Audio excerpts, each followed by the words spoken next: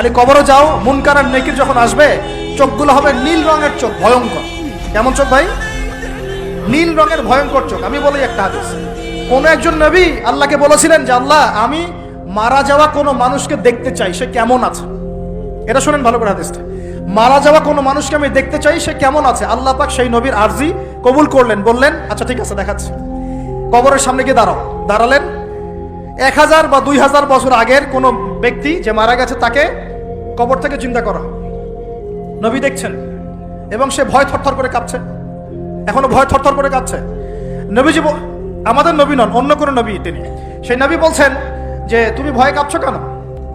তুমি কত বছর আগে ইন্তেকাল করছো, কি তোমার হালচাল বলো আমাকে। সেই ব্যক্তি বলছে আমি আজকে থেকে 1000 বা 1500 বছর আগে মারা গেছি। আমি ভয়ে কাঁপছি। যখন আমি মারা যাচ্ছিলাম, মালাকুল মউত যে আকৃতি নিয়ে আমার সামনে এসেছিল, ওই আকৃতি আমি এখনো ভুলতে পারি না, তাই দেখে আমি থরথর করে কাঁপছি। তিনি বলছেন যে আমি 1500 বছর হয়ে গেছে আমার মউতের, কিন্তু আমার দেহ থেকে এখন পর্যন্ত রূহ কবজ করার যে কষ্ট, এই কষ্ট এখনো যায় নাই।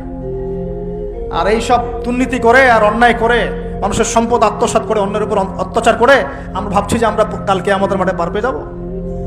খালি কবরও যাও, তারপর বুঝবো। আল্লাহ রাব্বুল আলামিন আমাদের সবাইকে হৃদয়ের চোখটা খোলার তৌফিক দান করুন, হৃদয়ের কান দিয়ে কথাগুলো শোনার তৌফিক দান করুন, এবং আমাদের সবার কলব, মৃত কলব জীবিত করার তৌফিক আল্লাহ দান করুন।